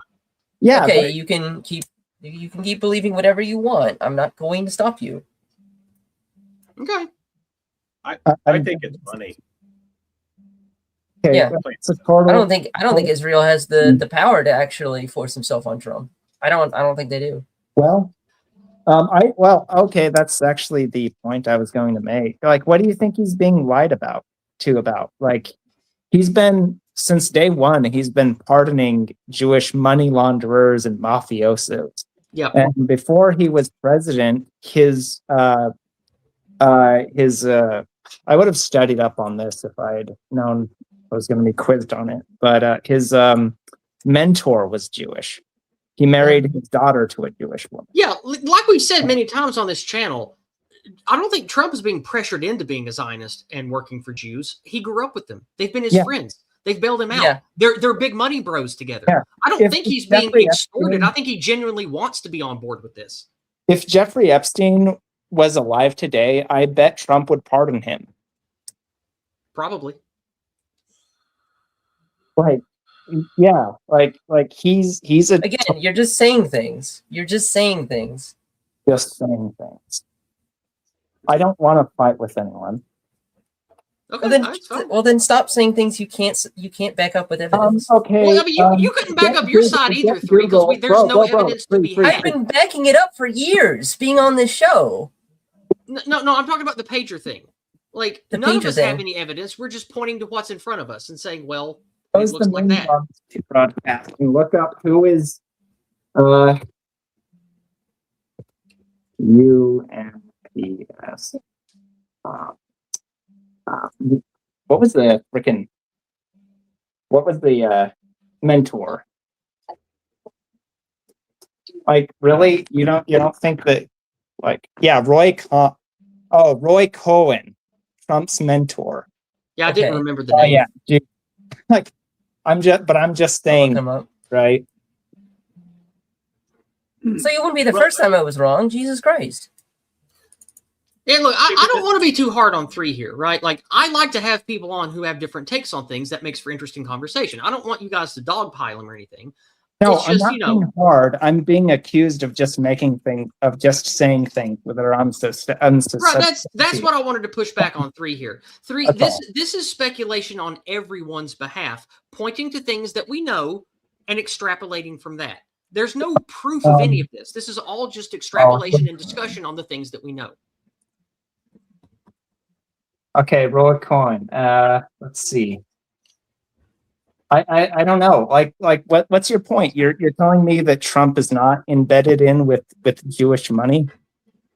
No, I'm not saying that. I'm saying that he's just not like they don't have the power to actually stop him from doing anything if he really wanted to. What he's doing is voluntary. He's friends with a lot of these people. Yes, but I'm saying that doesn't. It's not the same thing as being an explicit like third temple worshiping evangelical Judeo-Christian Zionist. I don't think it's the same thing. I think the difference is that he has lots of connections and business partners, and that he wants to get something out of Israel as a U.S. In big fat air quotes ally. especially considering I've been very clear that I am against all of these sort of things. I thought that was clear, but I guess it's not. Dude. I have something to say on topic. Really? You think Okay, that I let's think that let's you're move away all from this. stuff? Hey, look, Not let's. at all. All right, look, Why would I Mr. think that? I'm Q now? Okay, shut the No, fuck no, up. no, Mr. Darcy. The word Q did not come through my. Okay. Yeah, I was about to say Take your a deep mic is breath. your mic has become garbled. Something happened with your headset or whatever. Like your mic is not clear anymore.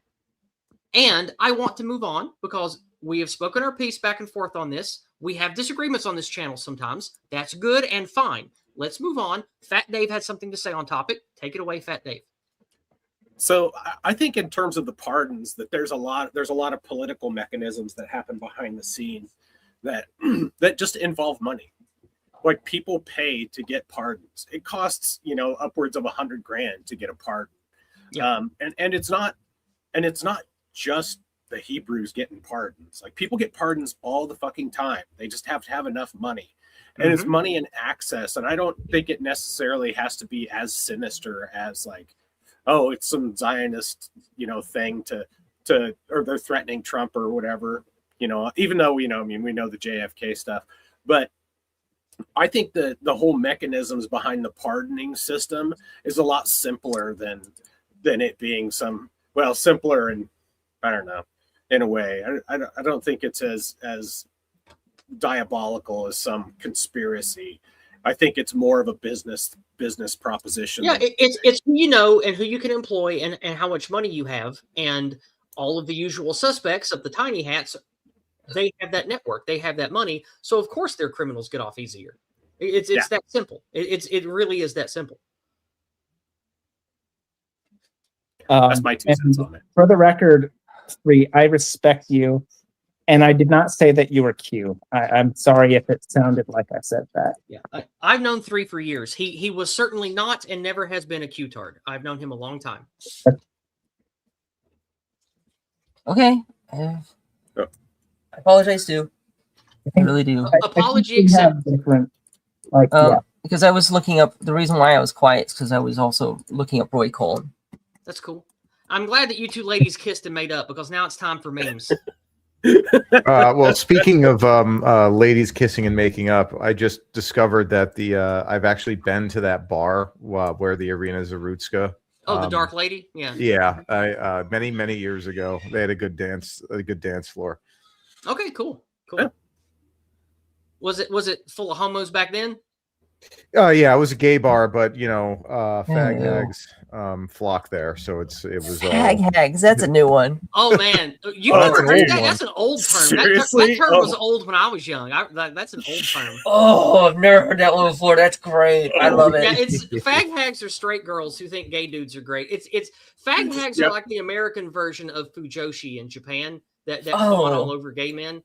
Well, not gay men. I should say gay fiction. I have my share of experience with fujoshis. Oh, right. We talked about it before the dreams. Right? So, but anyway, before we get to treasure, I would like to address Mr. Paulie B, friend of the channel, a friend of mine who I've met at meetups before. Paulie B sends in $13. Is that supposed to be 14? I feel like this is a $14 comment, but we'll say 13. He says, in response to Trump, the X link, that sounds dirty, in your Telegram. Check that out. GOP and Trump, Delinda est salute. Yeah, man, I hear you. Yeah. And the thing that he shared, I'll go ahead and pop up on screen for a moment. It's this. So here's how it went for the week.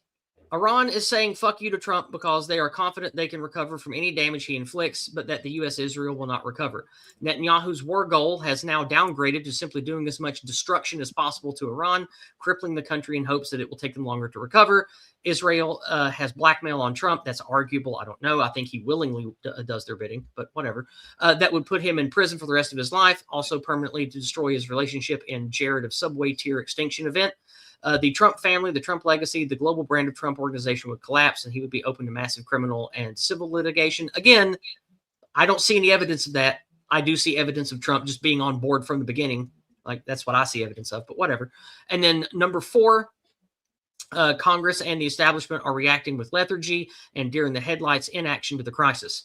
Part of it is out of habit. They are also used to being unthinkingly pro-Israel. Part of it is that they are paid not to care, but it isn't quite dawning on most of them that this disaster is going to wipe out political careers of everyone associated with Trump and this war. It's going to wipe out the Republicans in the midterms, and it's going to wipe out U.S. global dominance for a generation or more. The one group of people who could act as a check on Trump's Epstein-driven mania are incapable of action. I don't know how much of that is true. I appreciate your $13 and you sharing that with me. I don't agree with 3 and 4. I think these are very shaky. Me neither. They could be true, but I think that 3 and 4 are not really accurate. So I think that no matter what happens with Trump and MAGA getting wiped out, I don't think that that's going to be a tremendous change, because we all know that whoever holds the seat kisses the ring, or the wall in this case. And whoever controls the ring, or the wall in this case, is the one that is seemingly in the driver's seat of the military-industrial complex. So that also is directly tied to the central banking cartel, the Fed, the IMF, etc. So I don't necessarily think that a political party going down in flames is going to change a lot. Go ahead. Yeah, I mean, at the risk of opening another can of worms, I do think that this whole conflict in Iran should be a big white pill for heritage Americans, because yes, I do think that number 4 is pretty accurate in that this whole thing is going to spell the end of the global American empire. Yes. I think it's shown that our military doesn't have the teeth that it used to, and that China and Russia don't have to be afraid anymore, or don't have to check themselves in the way that they once did. And that to quote my friend, our friend Charlemagne, the empire has to die so that the nation may live. Yes, and this is, absolutely. I think, in the long run, this is all good stuff, despite the amount of pain that's coming our way. I agree. And I think that it's worth noting. Remember, our people are not a piece of paper. Our people are not a collection of ideas. Our people are not a country. Our folk are our folk. Our well-being and our future and our dominance in our lands are all that matters. If the country goes, the country goes. If the military fails, the military fails. If the economy goes tits up, the economy goes tits up. What we should all care about is the survival and well-being and prospering of our people. That's what we should focus on. And that's why I love the Old Glory Club and what you guys, and that's the vision that you guys have. It's focusing on what's right for actual Americans and what we need to do to have a good future. I love and respect you guys for that. All right. So speaking of loving and respecting the OGC, I just shared in the chat. Tonight, American Spirits is live in about 5 minutes. I highly recommend you go over there and check it out. I'll be heading over there after the stream. Excuse me. So I do, however, want us to have some laughs before we get out of here, as I always do. And so let's start with the memes, gentlemen. What do you say? Let's do it. Sure. Yeah, let's do it. What the fuck? Since it's Easter, I would like to remind you guys, he is risen. He be risen, yo. Oh, God, no. That's... Oh. Look how cursed this is. That's cursed is a good way to fucking describe So that. cursed. Oh, my God. Oh, no. I got plenty more Easter memes coming for you. This was the last we'll hear about him. You gonna cry? Yeah. I like this one. This is my favorite. Oh, that's a good Yeah. I'm sick of all of it. I love this one. The supposed Christian president praised Allah on Easter, while the Muslim libtard mayor actually praised Christ. What the hell timeline are we living in? Right. I'm still of the opinion that was a joke. I told you guys I had an Easter bunny one coming for you. I told you. Here you go. That's Abnormal marriage indeed, right? Speaking of cursed, which one's more cursed, this or Jesus Rizzler? What do you think? Man. I think this. Yeah, I think this. Because at least like the Rizzler thing is an obvious joke. Like this is just sad. Stephen, this is for my man Hunger Merchant. Me and Hunger Merchant like Stephen Miller. We know he's a Jew, but we like to give He's him our the Jew. we like to give him the honorary pro-white card. And I like this because new theory: Stephen Miller converted to Christianity and doesn't even consider himself a Jew.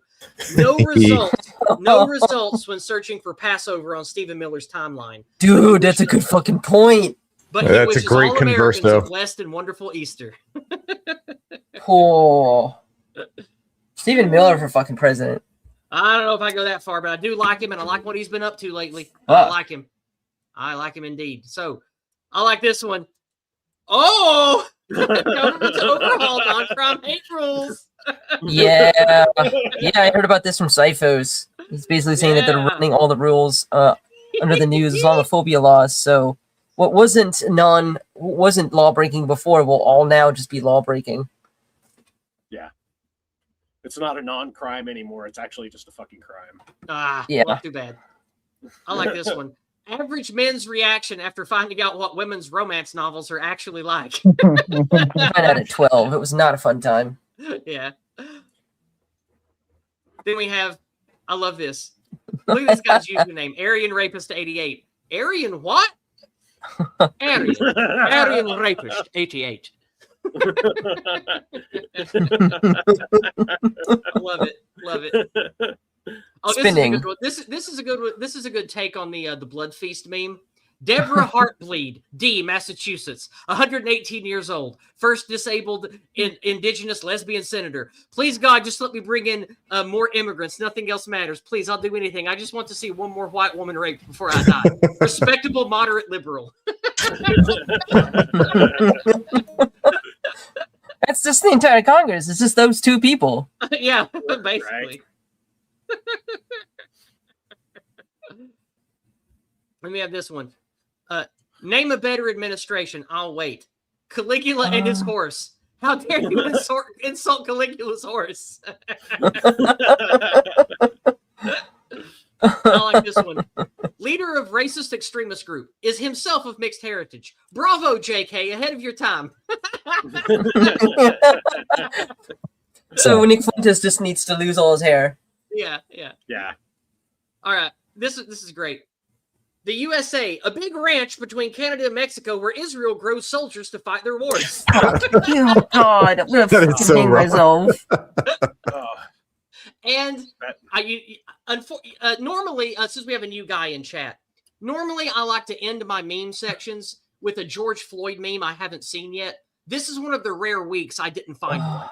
So we end with this. Hey, Jews, nice try. All right. Well, we had a lot of laughs. We had some good times. We had a little bit of an argument, but that's okay. That's all right among friends as long as we end well. Now I'm glad everybody kissed and made up.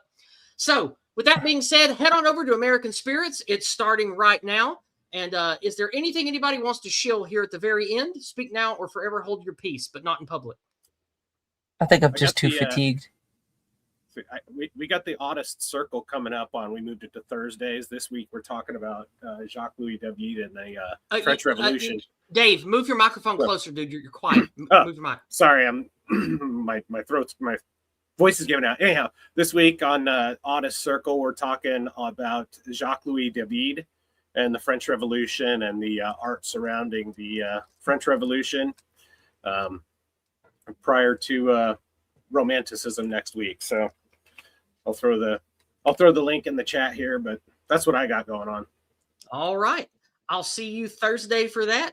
And I'll see you guys tomorrow morning for a morning walk. And most importantly, I will see you next Monday night for more Discordant Dragons. And possibly tomorrow, I might stream some retro video games again. We will see. Hell yeah. Oh, love the Mega Man series. Oh, man, I've been having a blast with it. I might do Mega Man 4 tomorrow, but that's where it starts to get really hard. Because after 3 games of everybody getting good, Konami was like, Capcom was like, oh, you guys are experts? Well, here you go, expert. This one will kick you in the dick. So 4 is for the classic Mega Man start to get brutally hard. But thankfully, the collection edition that you buy on Steam, you just have to click the left bumper and it rewinds. So that makes getting through the games much easier, because if you have a simple screw up on platforming, you just tap rewind for a second and do it again. So it ain't too bad. So that way I actually get to sit and showcase the whole game in one sitting, and it's very pleasant. It's a good time. All right. Well, good night, everybody. I love you guys. I'll see you next Monday. Go on over to American Spirits and have a great time there. Good night. I know.